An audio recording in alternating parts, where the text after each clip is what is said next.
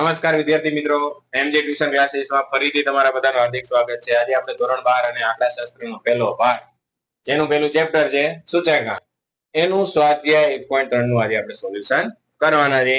આના પહેલાના વિડીયોની અંદર આપણે સ્વાધ્યાય 1.1 વિશે ચર્ચા કરી ચૂક્યા છે.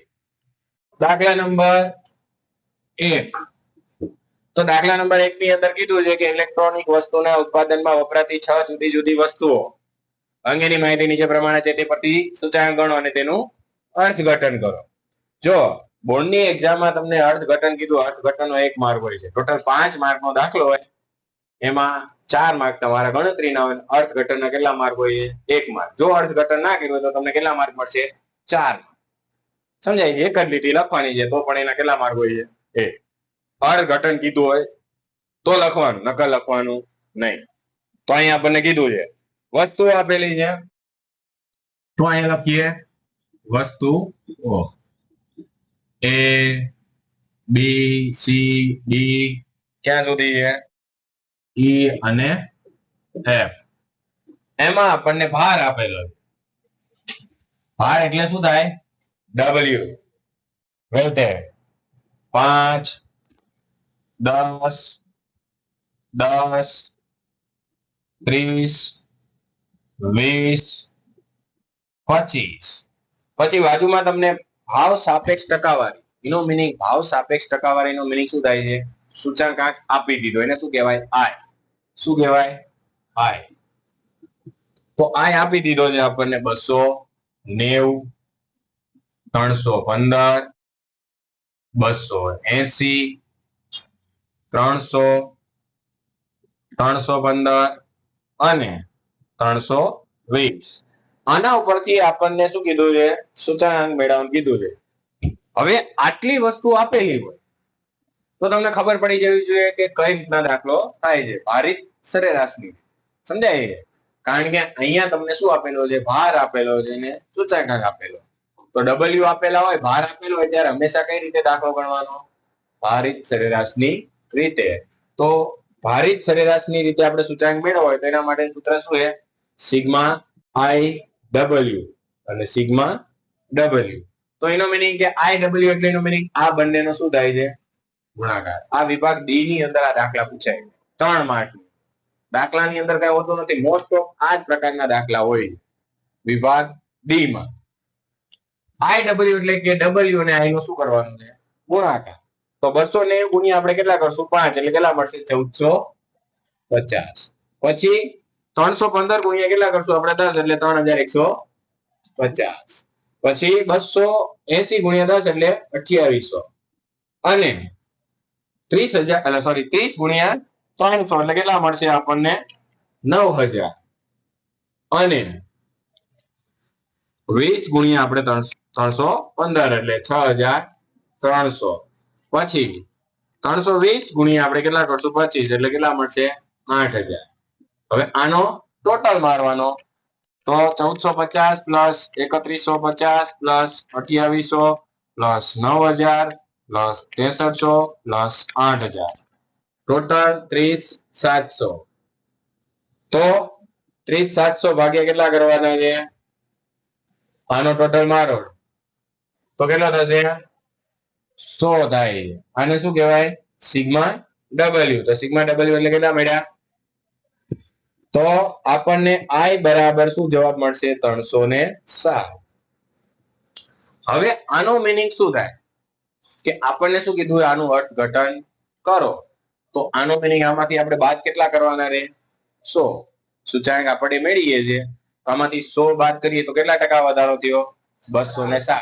તો આપણને શું કીધું હતું રકમની અંદર? રકમ ઉપરથી જે હેડિંગ મારેલું હોય એના ઉપરથી જેનો જવાબ આવે કે અહીંયા 6 જુદી જુદી માહિતીમાં અનુક્રમે કેટલા ટકાનો વધારો થાય છે? 207% શું થાય છે? વધારો. આ તમારું શું થઈ ગયું? અર્થઘટન. ખબર પડી? હવે દાખલા નંબર 2. તો દાખલા નંબર 2 જોઈએ. તો દાખલા નંબર 2 ની અંદર જોઈએ તો દાખલા નંબર 2 માં તમને શું કીધું છે? એક ફર્નિચર બનાવતી વસ્તુના ઉત્પાદનમાં વપરાતી 6 જુદી જુદી વસ્તુઓ અંગેની માહિતી નીચે પ્રમાણે છે, તે પરથી વર્ષ 2014 ને આધાર વર્ષ અને 2015 નો સૂચકાંક ગણો, તેનું અર્થઘટન કરો. એટલે કે વર્ષ 2014 ને આધાર વર્ષ તરીકે લેવાનું કીધું છે અને કેનો સૂચકાંક મેળવવાનું કીધું છે? 15, એટલે કે ચાલુ વર્ષનું સૂચાંક મેળવવાનું કીધું છે. આમાં પણ તમને ભાર, વસ્તુ આપેલા છે અને ચાલુ વર્ષનો ભાવ અને આધાર વર્ષનો ભાવ. તો આપણે અહીંયા જોઈએ, પહેલા શું લખશું આપણે અહીંયા? વસ્તુ એ બી સી ડી ક્યાં સુધી છે ભાઈ? ઈ અને એફ. હવે અહીંયા તમને શું આપેલું બાજુમાં? ભાર, એટલે કે શું થાય? ડબલ્યુ. શું આપેલો છે? 17, 15, 22, 16, 12, 18. P0 આપેલા. શું આપેલું છે? P0. 2014 નો ભાવ આધાર વર્ષ તરીકે લેવાનું કીધું, એટલે આપણા માટે શું ગણાય? P0. પછી 20, પછી 50, 32, 40 અને 16. હવે આપણને શું આપેલું છે? P1. તો 24, 24, 70, 40, 48 અને 24. આટલી વસ્તુ આપેલી છે. તો આના ઉપરથી પણ તમારે કઈ રીતના દાખલો ગણવો પડે? બાજુમાં આપેલી જે રીત આપેલી છે એ જ રીતે. કેમ? કારણ કે શું આપેલું છે? ભાર. હવે ભાર આપેલો છે પણ આય આપેલો નથી. તો આ ચાલુ વર્ષનો ભાવ અને આધાર વર્ષના ભાવ પરથી આપણને શું મળશે? આય. એટલે કે આય બરાબર P1 ના છેદમાં P0 ગુણ્યા શું આવે? 100. તો આપણે શું કરવાનું છે? 24 ભાગ્યા 30 ગુણ્યા 100. હે? 80. પછી 24 ભાગ્યા 20 ગુણ્યા 100. 120. પછી 70 ભાગ્યા 50 ગુણ્યા 100. 140. પછી 40 ભાગ્યા 32 ગુણ્યા 100 એટલે 125. પછી 48 ભાગ્યા 40 ગુણ્યા 100 એટલે 120. અને 24 ભાગ્યા 16 ગુણ્યા 100 એટલે 150. હવે આ મળી ગયા આપણને આય. હવે આપણે શું મેળવવાનું? આય ડબલ્યુ. પહેલા લખી નાખવાના આય ડબલ્યુ. તો આ બંનેનો શું કરવાનું છે? 80 ગુણ્યા કેટલા કરવાના? 17. તો 80 ગુણ્યા 17 એટલે કેટલા મળશે? 1360. પછી 120 ગુણ્યા આપણે કેટલા કરશું? 15 એટલે કેટલા મળશે? 1800. પછી 140 ગુણ્યા આપણે કેટલા મળશે? 22 એટલે કેટલા મળશે? 3080. 125 ગુણ્યા 16 એટલે કેટલા મળશે? 2000. અને 120 ગુણ્યા 12 એટલે કેટલા મળશે? 1440. 150 ગુણ્યા 18 એટલે કેટલા મળશે? 2700. હવે આ બધાનો સરવાળો 12380. તો હવે આ પણ અહીંયા આપણે કયું સૂત્ર યુઝ કરશું? આઈ ડબલ્યુ. સોરી, આઈ બરાબર સિગ્મા આઈ ડબલ્યુ છેદમાં શું આવશે? Sigma W. તો આનો ટોટલ મારો તો કેટલો થાય છે? 100. તો અહીંયા આપણે લખી નાખશું 100. તો 12380 ભાગ્યા કેટલા કરશું આપણે? 100. તો આપણને આઈ બરાબર કેટલા મળશે? 123.8. હવે આમાંથી 100 બાદ કરી નાખો તો સમગ્ર વસ્તુમાં કેટલા ટકાનો વધારો થાય છે? 23.8%. આપણું શું થઈ ગયું? અર્થઘટન. સમજાણું કે 2014 ની સરખામણીમાં 2015 કેટલા ટકાનો વધારો થાય છે?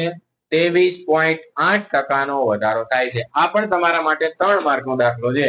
બોર્ડની એક્ઝામમાં મોસ્ટ ઓફ આ દાખલા પૂછાય છે, એટલે યાદ રાખો. ખબર પડી બધાને? કઈ પ્રશ્ન છે? ઓકે. હવે જોઈએ આપણે દાખલા નંબર 3. દાખલા નંબર 3 ની અંદર શું કીધું છે આપણને? તો એની અંદર કીધું છે કે નીચેની માહિતીના આધારે વર્ષ 2014 ને આધાર વર્ષ તરીકે લઈ વર્ષ 2015 માટે લાસ્ટ યર પાસે ટીચર અને ટીચરનો સૂચાંક ગણો. એટલે કે આ કેટલા માર્કનો દાખલો થશે? 5 માર્ક. હવે એમાં તમને વસ્તુ આપેલી છે, બરાબર? પછી એકમ આપેલા છે અને 2014 નો જથ્થો અને ભાવ આપેલો 2015 નો. તો અહીંયા આપણે લખશું વસ્તુ. વસ્તુ આપેલી છે ઘઉં, પછી ચોખા, દાળ, તેલ, કાપડ, કેરોસીન. હવે એના પછી તમને એકમ આપેલું છે બાજુમાં. એકમ એટલે ઘઉં શેમાં હોય? કેજીમાં. ચોખા પણ શેમાં હોય? કેજીમાં. દાળ પણ શેમાં હોય? કેજીમાં. તેલ લીટર કે મીટર? કેજીમાં. પછી મીટર અને કેરોસીન શેમાં હોય? લીટરમાં. બધા 1 kg માં જ આપેલા છે. તો આપણે આમાં કોઈ ચેન્જ કરવાનું આવશે નહીં. ચેન્જ કરવાનો દાખલો છે નહીં. એના પછીનો છે નેક્સ્ટ ચોથો દાખલો. તો હવે અહીંયા જથ્થો એટલે આધા વર્ષનો જથ્થો આપેલો એટલે એને શું કહેવાય? Q0. કેટલો આપેલો છે? 20, 10 પછી 6, 15 અને 18. પછી તમને P0 એટલે કે આધાર વર્ષનો ભાવ આપેલો છે. કેટલો આપેલો છે? 15, 20, 26.5 પછી 24.8 અને 21.25 અને 21. તો આ આપણે શેનો આપેલો છે? આધાર વર્ષનો. જો તમને રકમની અંદરથી ખબર પડી જાય કે કોણ Q0 છે અને કોણ P0 છે તો તમને દાખલો તમારા માટે શું બની જાય છે? ઈઝી. હવે આપણે અહીંયા ચાલુ વર્ષનો નહીં પણ ચાલુ વર્ષનો શું લઈશું? જથ્થો આપેલો છે. પહેલા જથ્થો આપેલો ને 30 પછી 15 પછી 15 પછી 8 પછી 25 અને 30. પછી P1. તો P1 માં આપણને 18 આપેલા છે, 31.25 આપેલા છે, પછી 29.5 પછી 30 25 અને 28.8. આટલી વસ્તુ આપણને આલેલી છે. પહેલા તો તમારે હંમેશા 5 માર્કનો દાખલો હોય ને તો પહેલા શું કરવાનું? સૂત્ર મૂકી દેવાનું. પહેલા શેનું સૂત્ર આવે? લાસ્ટ પિયર. તો લાસ્ટ પિયર નું સૂત્ર શું આવે? સિગ્મા P0 અને શું આવશે? P1 Q0 અને છેદમાં સિગ્મા P0 અને Q0 ગુણ્યા શું આવે? 100. હવે અહીંયા લખી નાખીએ આપણે P1 Q0 અને બાજુમાં P0 અને Q0. અહીંયા આપણે શેનું સૂત્ર લખશું? પાસેનું. તો પાસેનું સૂત્ર શું આવશે? સિગ્મા P1 Q1 છેદમાં સિગ્મા P0 Q1 ગુણ્યા 100. તો અહીંયા લખી નાખવાના. જો સૂત્ર આવડતા હશે તો તમે શું કરી શકશો? દાખલો ગણી શકશો. અને અહીંયા શું આવશે? P0 Q1. આટલી 4 વસ્તુ એટલે કે જ્યારે 5 માર્કનો દાખલો હશે એટલે ટોટલ તમારે 8 વસ્તુ મેળવવાની. ટોટલ 8 ખાનાનું થશે. આ તો તમને આપેલું જ હશે. સમજાણું? હવે આનો મીનિંગ શું થાય છે કે P1 અને Q0 જ્યારે પણ તમને 5 માર્કનો દાખલો ગણતા હોય અહીંયા આપણને લખેલું છે P1 Q0 એનો મીનિંગ શું થાય છે? એ બંનેનો શું કરવાનો છે? ગુણાકાર. તો P1 અને Q0 એટલે કે આ અહીંયા P1 અહીંયા આપેલા છે અને Q0 અહીંયા આપેલા છે. અહીંયા P0 તમને અહીંયા આપેલા છે અને Q0 અહીંયા આપેલા એટલે કે 20 ગુણ્યા કેટલા કરવાના? 18. જો એક પણ ગુણાકાર ખોટો થયો ને તો આખો 5 માર્કનો દાખલો તમારો ખોટો. એટલે કે ગુણાકાર શાંતિથી કરવાનો. સમજાણું? એટલે કેટલા થશે અહીંયા? 360. 31.25 ગુણ્યા 10 એટલે કેટલા મળશે? 312.5. પછી 10 ગુણ્યા કેટલા કરવાના છે? 29.5 એટલે 295. 6 ગુણ્યા કેટલા કરવાના છે? 30 એટલે 180. પછી 15 ગુણ્યા કેટલા કરવાના છે? તો 375.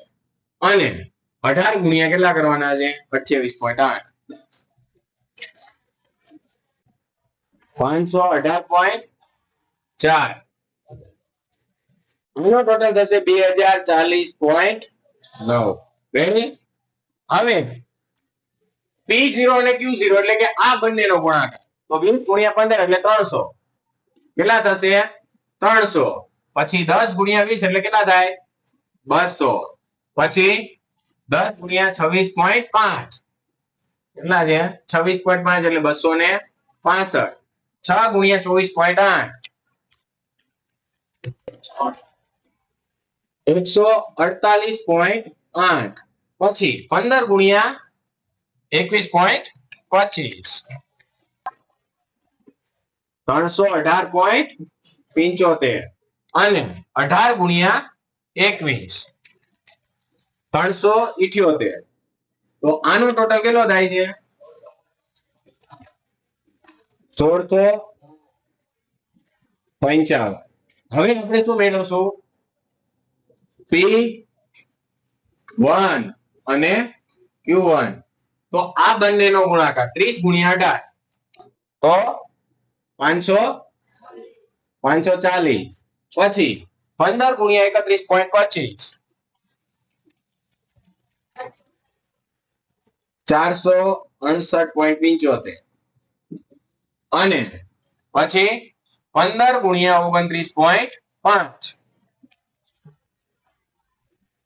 442.5 અને 8 ગુણ્યા 30 એટલે 240. 25 ગુણ્યા 25 એટલે 625 અને 30 ગુણ્યા 28.8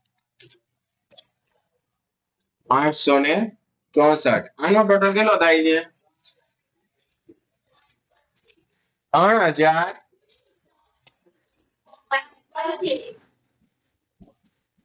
આપણે P0 અને Q1. તો અહીંયા આપણને Q1 આપેલા છે, બાજુમાં શું આપેલું છે P0 એટલે 15 ગુણ્યા 3 એટલે 450. પછી 20 ગુણ્યા 15 એટલે 300. પછી 26.5 ગુણ્યા 15 397.5. પછી 24.8 ગુણ્યા 198.4. પછી 21.25 ગુણ્યા 25 531.25 અને છેલ્લે 21 ગુણ્યા 30 620. હવે આનો ટોટલ કેટલો થાય છે 2507.15.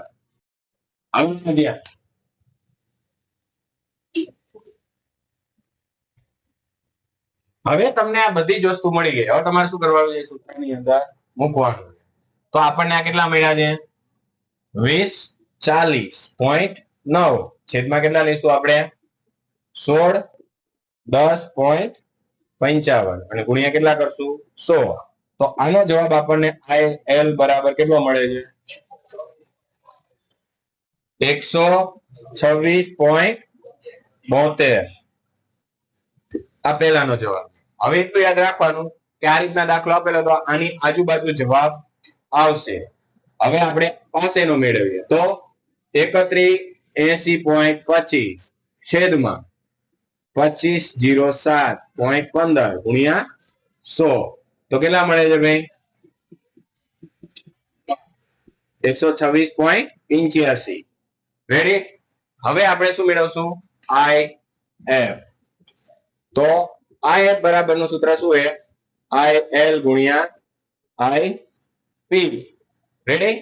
તો IL એટલે આપણને કેટલા મળ્યા છે 126.72 અને 126.85. તો આ બંનેનો ગુણાકાર કરો કેટલો થાય છે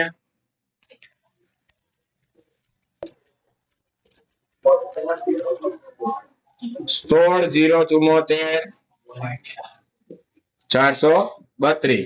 હવે કઈ નહીં કરવાનું, આનું શું કાઢી લેવાનું વર્ગમૂળ એટલે જે આવી જવાબ 126.78.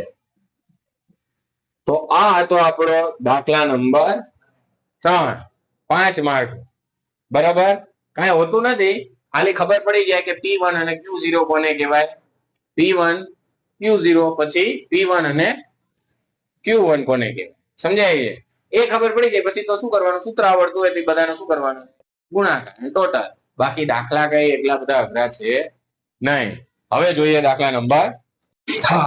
બાકીના દાખલા આપણે નેક્સ્ટ વિડીયોમાં ચર્ચા કરશું. જય હિન્દ, જય ભારત.